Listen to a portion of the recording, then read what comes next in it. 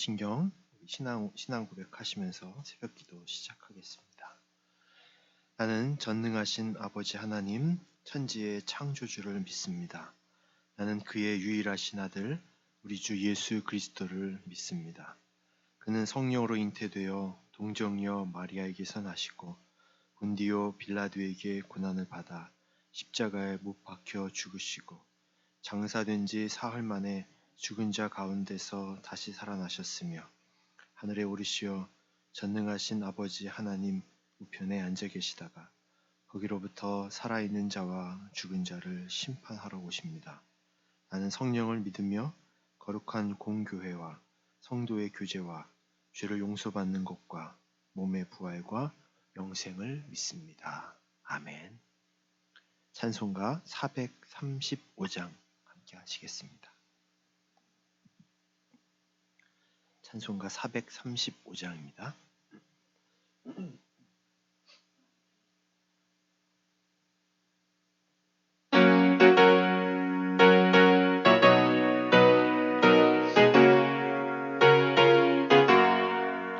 나의 영원하신 기업 생명보다 귀하다.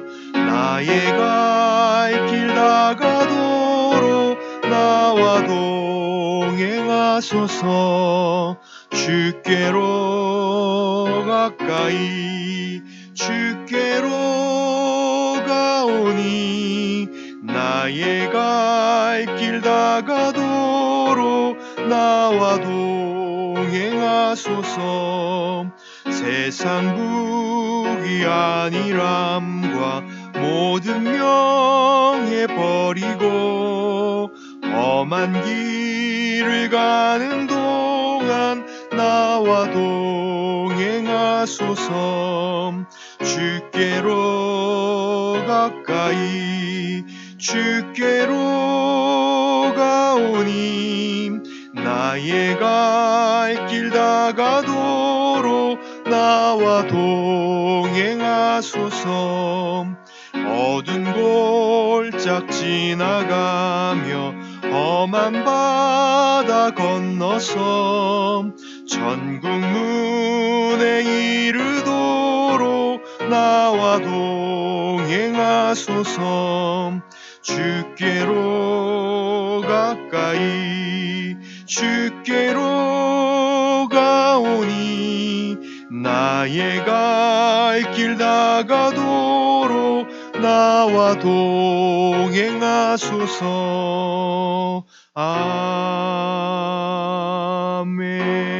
아멘. 오늘 우리에게 주신 하나님의 말씀은 예레미야 7장 2절부터 8절까지 말씀입니다. 예레미야 7장 2절부터 8절까지의 말씀입니다.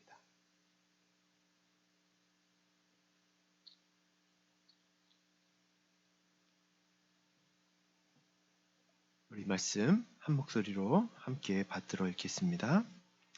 너는 여호와의 집 문에 서서 이 말을 선포하여 이르기를 여호와께 예배하러 이 문으로 들어가는 유다 사람들아 여호와의 말씀을 들으라. 만군의 여호와 이스라엘의 하나님께서 이와 같이 말씀하시되 너의 길과 행위를 바르게 하라. 그리하면 내가 너희로 이곳에 살게 하리라. 너희는 이것이 여호와의 성전이라 여호와의 성전이라 여호와의 성전이라 하는 거짓말을 믿지 말라. 너희가 만일 길과 행위를 참으로 바르게 하여 이웃들 사이에 정의를 행하며 이방인과 고아와 과부를 압제하지 아니하며 무죄한 자의 피를 이곳에서 흘리지 아니하며 다른 신들 뒤를 따라 화를 자초하지 아니하면 내가 너희를 이곳에 살게 하리니 곧 너희 조상에게 영원 무궁토록 준 땅이니라. 보라, 너희가 무익한 거짓말을 의존하는도다. 아멘.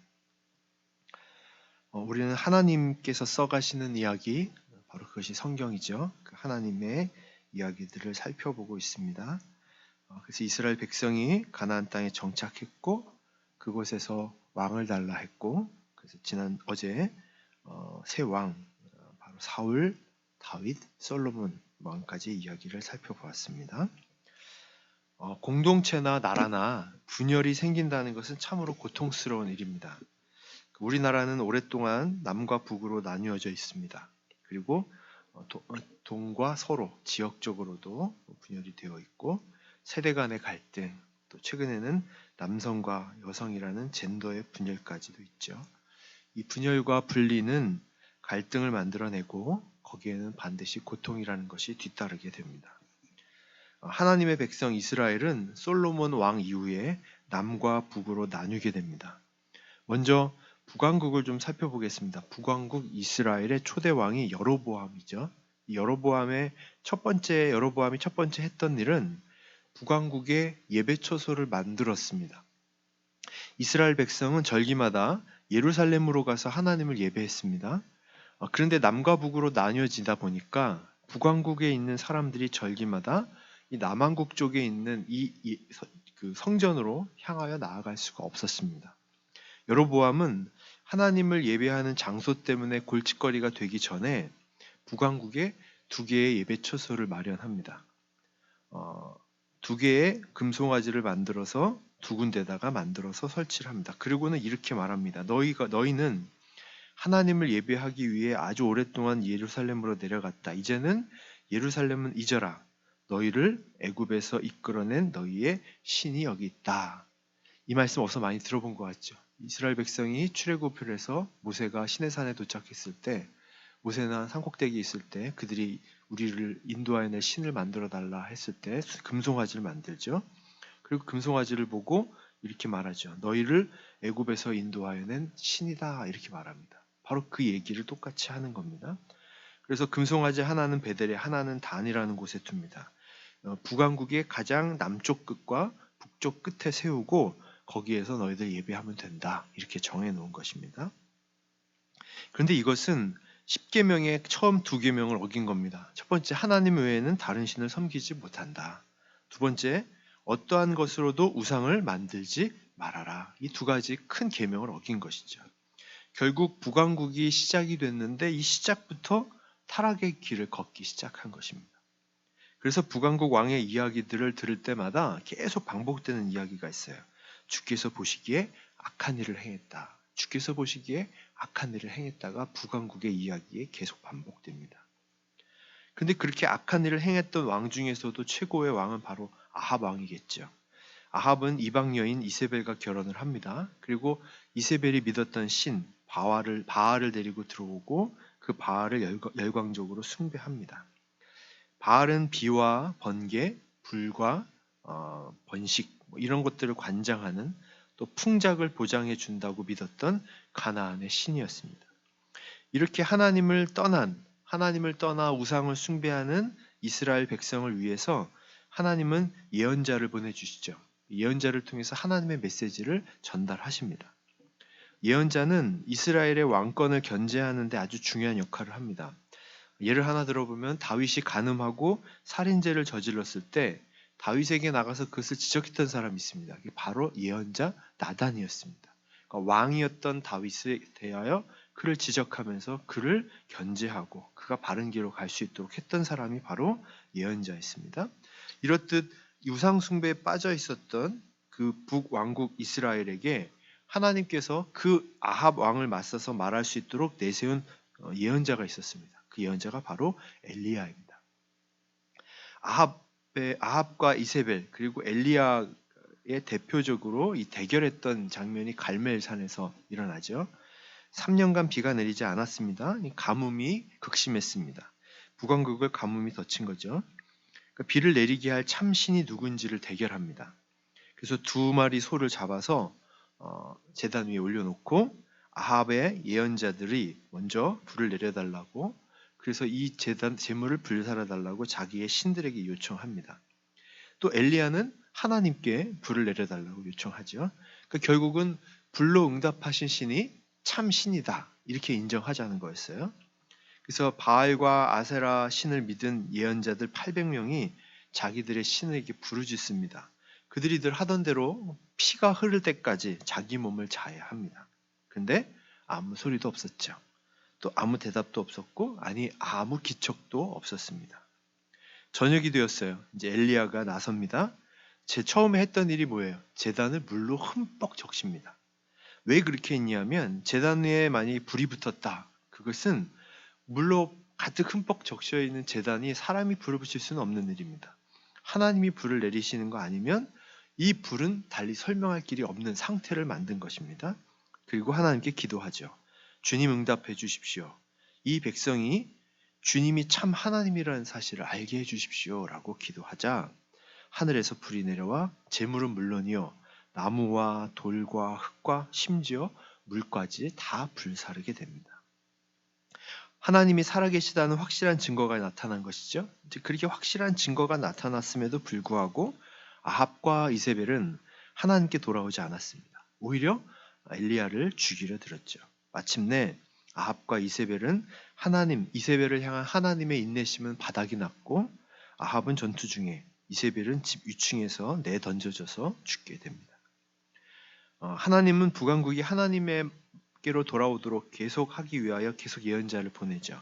그래서 엘리야를 이어서 엘리사를 보내고 또 아모스를 보내고 계속 보냅니다. 마침내 북왕국이 마음을 돌리지 않자 주님의 날, 징벌의 날이 임할 거라고 예언하게 됩니다. 그럼에도 불구하고 북왕국은 변하지 않았습니다. 이 북왕국은 강대국 사이에 끼어 있었어요. 그래서 하나님이 정말로 돕지 않으시면 살아남을 수 없는 나라였습니다. 하지만 북왕국은 하나님께로 마음을 돌이키지 않았기 때문에 마침내 아수르라는 강대국이 등장하자 주전 722년에 북왕국 이스라엘은 정복당하고 아수르로 포로로 잡혀가게 됩니다. 이게 이제 북왕국의 이야기라면 남왕국 유다의 이야기는 조금 달랐습니다. 북왕국 이스라엘과 남왕국 유다의 가장 커다란 차이는 남왕국 유다에는 예루살렘 성전이 있었다는 거예요. 그래서 성전이 그들에게 있었습니다. 그들 가운데 있었고 또 중요한 것은 남왕국 유다는 다윗의 자손들의 나라였습니다. 그래서 성전도 있고 그 위대한 왕 다윗이 우리의 왕이었고 우리는 그의 자손이니 우리 남왕국은 영원할 거다라고 그들은 생각했습니다. 그들에겐 그런 특권, 성전이라는 것이 그들에게 있었다는 특권이 있었다면 책임도 따를 법인데 남왕국 유다는 자신들이 이런 특권을 누리는 것이 그냥 당연하다고 생각했어요. 그래서 하나님께 성전에서 성대하게 예배했는데 그들의 삶에는 하나님이 없었습니다. 이 시대에 하나님께서 보내신 남왕국 유다에 보내신 대표적인 예언자가 바로 예레미야. 오늘 여러분과 함께 읽은 말씀입니다. 유다 시민들이 예루살렘 성전으로 모여서 예배를 드립니다. 그런데 그들의 삶은 그들이 드리는 예배와는 전혀 어긋난 삶을 살아갑니다. 그래서 하나님께서는 예레미야를 통해서 예배드리러 몰려온 사람들에게 이렇게 외치게 하죠. 너의 길과 행위를 바르게 하라. 너희들이 성전이다, 성전이다, 성전이다 이렇게 말하는데 그거 거짓말이다. 무슨 말이냐면 성전에서 예배드린다고 다 되는 거 아니다라는 말이죠. 너희들의 길과 행위를 참으로 바르게 하고 이웃들 사이에서 정의를 행하고 이방인과 고아와 과부를 압제하지 않고 무죄한 자의 피를 흘리게 하지 말고 다른 신을 쫓아 살지 마라.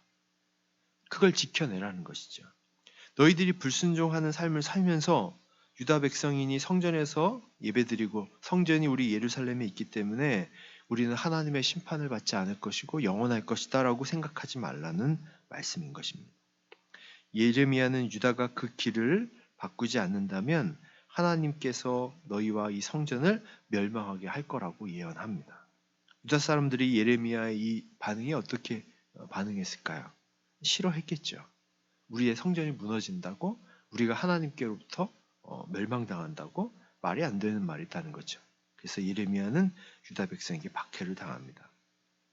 그래도 남유다가 북왕국 이스라엘보다 좀 달랐던 것은 왕국을 개혁하고 하나님께로 돌아가려고 노력했던 선한 왕들이 조금 있었다는 거죠. 요아스, 어린 시절에 왕위에 올랐죠. 제사장들에게 하나님의 교훈을 배운 그는 유다가 하나님께 순종할 수 있도록 혼신의 노력을 했던 사람입니다. 아사랴와 요담도 하나님 보시기에 옳은 일을 했고 히스기야와 요시야도 하나님께 순종했던 사람들이죠. 그러는 사이에 바벨론이라고 하는 강대국이 등극합니다. 그리고 요시야를 이은 악한 왕 여호아스라고 하는 왕이 오르게 됩니다. 그때 남왕국 유다는 바벨론에게 정복당하고 유다 백성은 포로가 되어서 바벨론으로 끌려갑니다. 이게 주전 587년에 이제 성전이 파괴가 되겠죠. 성전 하나 바라보던 이 유다 백성들이 성전까지 무너지는 것을 보면서 어떤 마음이었을까? 하나님이 계시는 걸까? 이런 생각을 했을 것입니다. 아브라함과 그 자손에게 주신 하나님의 약속이 유효하지 않은 것인가? 이런 생각을 했겠죠. 하지만 이 유다 백성들의 가장 커다란 문제는 성전만 바라볼 것이 아니라 성전보다 크신 하나님을 바라보았어야 했어요. 하나님이 성전 안에 국한되시는 분이 아니라는 사실, 성전보다 훨씬 크신 분이라는 사실을 그들은 깨달았어야 합니다. 참으로 놀라운 사실은 그런데 하나님은 이렇게 하나님께로부터 떠난 이스라엘 백성을 향하여 계속 예언자를 보내십니다. 예레미야는 백성과 함께 포로로 잡혀갑니다. 그러니까 포로로 잡혀간 그 시기에 에스겔이라고 하는 선지자를 바벨론에 보내죠. 그리고 이 예언자들은 이제 메시아에 대하여 이야기하기 시작합니다. 하나님께서 메시아를 보낼 것이다. 하나님께서 우리와 새 언약을 맺어줄 것이다. 이런 예언들을 계속하기 시작합니다. 하나님 백성의 흥망성쇠는 다른 데 달려있지 않습니다. 바로 하나님과의 관계, 하나님에 대한 순종, 하나님과의 순종에 달려있는 것이죠. 이스라엘 백성이 하나님의 백성이듯 우리도 아브라함의 믿음을 따라 하나님의 새로운 백성이 됐잖아요. 결국 우리도 마찬가지입니다. 우리의 흥망성쇠도 사실 하나님과의 관계, 하나님을 향한 믿음, 하나님과의 순종에 달려있다는 것을 우리는 기억해야 합니다. 남유다 백성들에게는 그 성전이 자랑거리였습니다. 자기에게는 성전이 있다는 거예요. 그게 그들에겐 큰 위안이었고 자랑이었습니다. 그러나 그들의 삶에는 하나님이 자리하지 않았습니다. 자칫 우리도 남유다 백성들과 같은 우를 범할 수 있어요. 교회에서는 하나님의 백성다워 보여요. 그러나 교회 밖을 나가면 그렇지 않다면 우리도 남유다 백성들과 별반 다르지 않은 사람입니다. 하나님은 교회에 국한되시는 분이 아닙니다. 우리가 꼭 명심해야 되는 것은 우리는 교회에서는 신앙생활을 배우는 거예요. 그리고 우리의 신앙생활을 진짜 하는 데는 일상생활입니다. 교회에서는 하나님 백성처럼 보이고 일상에서는 그렇지 않다면 우리는 신앙생활을 잘못하고 있는 것입니다. 주일이니까 교회 가는 거고 또 나머지 날은 그냥 내가 사는 거고 그것은 하나님의 백성의 태도가 아닙니다.